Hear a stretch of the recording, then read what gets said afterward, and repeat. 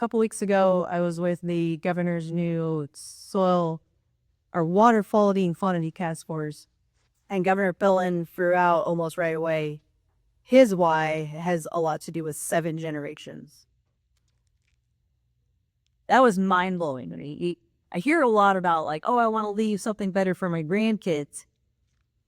What about 7 generations from now? That's crazy. So that I sitting here, I'm like, oh, I gotta say 7 generations because I've not ever heard anybody else say that before. So I wanted to share that with you guys. Audience questions. I think we got time for a couple. Everybody's just all full of knowledge and don't have any questions. Jesse, what are you running for cover crops? When I was interested in corn, it was probably 7-weight mix. I tried annual ryegrass, just regular ride. It seemed like the way I was drilling it, it would get all stretched out and really wouldn't last the whole year. So it ended up being turnips, radish, rapeseed, and buckwheat was kind of the majority of that pretty long. I raped cattle on that afterwards, and then just running rye after the oil beans is what I've been running so far. Gosh, yeah. And so you're grazing all of that now with your mobile livestock.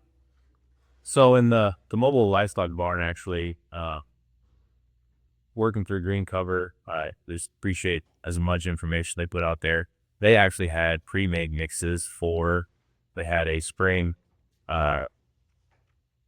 sheep and goat mix, they called it. So it's, I think it's like a 10-weight mix, but the majority of it is peas, beardless barley, and then a forage oat, and then a bunch of other stuff mixed in there, turnips and stuff like that.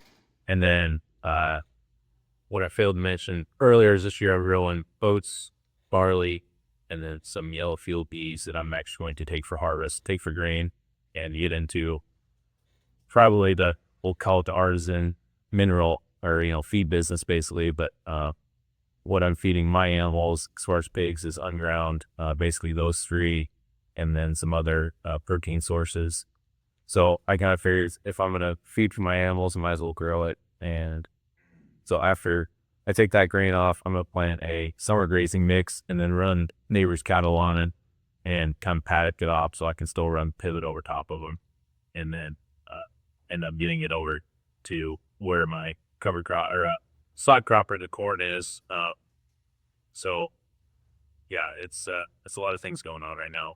Your summer grazing mix for cattle, what's that look like? I think it's a BMR, sorghum stand grass, and then I don't know. You have to look it up on Green Cover's website, but I know it's a pretty tried and true mixture ad. So, but yeah, I'm interested to see what that looks like. I know one trouble I might run into is it might be actually too tall for the sheep. So I actually just the other day I bought just a bag tray of their summer grazing mix. See, it actually has the dwarf sorted sedan in it, so we got to hope it doesn't get too tall.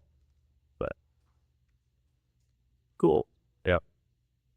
If anyone wants to ever come out to look, I'm just a phone call away. I could probably talk your ear off and not get anywhere really. Pretty good talking in circles, it seems like. But yeah, I like showing people what's able to be done, I guess. I also don't claim to know very much, but I'm pretty good at guinea pigging myself to see what's possible, though. So, Jess, you're using the summer or warm season grazing, right? That's what I'll be going to now. Yes. So I just pulled it up so everybody knows. It's 12 mixes, cowpeas, mundies, soybeans. We got millets, BMR, collards, turnips, buckwheat, sunflowers, and okra. And then what I actually mentioned about the sod cropper is, so that's kind of part of an integral plan of the next year with sod cropper ran. I will split corn in there. So the whole idea is that manure is going right where it needs to be. I don't have to have any special equipment, haul it out of the barn, haul it out of the pen. It's going on to a living crop. So it's, that roots actually tying it up, putting it in the organic form, holding it there. And then we'll come around next year. It'll just be basically there, and hopefully can grow that corn with minimal inputs.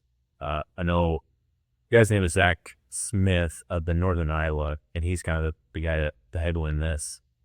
With that strip they had, granted they're in the hinterlands of Iowa, it's a big ground, but not irrigated.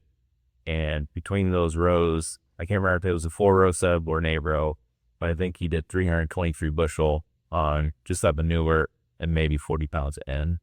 And this is something that you can look up, but Precision Technology Institute, they actually got one of the smaller barns, and they set the yield record running that for the 3rd year, and they actually did 423 bushel for switching up from where that sod crop ran, and then just the extra light, because we all drive by a cornfield, we'll see just those monster ears on the end, and then you walk in 4 rows, well, it's maybe a 30 by a 14. It's kind of depressing, and that's kind of why I wanted to grow the corn in the configuration I did, just to see if I could maximize that across all 20 feet. So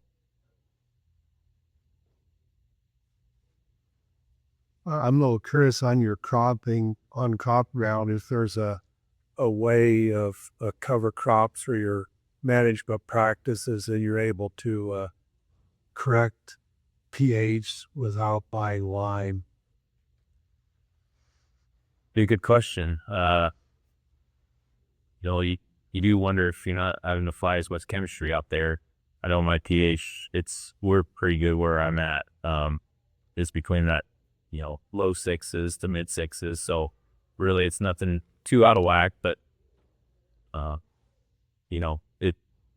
it would be interesting to know how much a soil can correct itself if you do the research and figure out what the right crops would be to grow there. If you need to pull up calcium to try to get that into your topsoil more, what that would look like. Yeah, we've not found a way to correct that, through cover crops or crop rotations, but a big thing we do now is we grit sample every acre and a half or every acre now, and then we variable rate lime, calcium, urea, and potassium. So that's really, we got a lot of variability throughout the fields. So that's really helped us balance those fields out and, use less product where we don't need it and more where we do need it. So that's what's helped us is a variable rate fertilizer and lime. Oh, All right. You worry about pH on your curve? No. It's more about the biology of the soil than the pHs. Carbon to nitrogen ratio. If you get, I think it's 15. When you get the 15 to 1 on your carbon nitrogen ratio, the soil just starts correcting itself. It just starts healing. That's more what you're going to look at in your pHs. But that's my experience anyway so far. We're still on this journey ourselves. So, well, and what seems to help about it is organic matter, building that organic matter. That just makes everything happier. Stream up your yard, though. None of that. So we're using livestock in our operation with the cover crop and grazing that. That's putting the carbon down in the soil. I mean, we all want to be able to put something in a bin or roll it up in a bale to measure what our production is for the year. But it's way beyond that. The thickness of this table has more animals living in it in your soil than you can ever run on top of the soil. You got to remember that and feed those critters, and then that just starts helping the land heal. JP, maybe you could touch base a little bit of some of the stuff you guys have done with compost or wood chips and biochar. That's great. Some of those aspects. On that carbon side, we did get a grant to do some work with the biochar.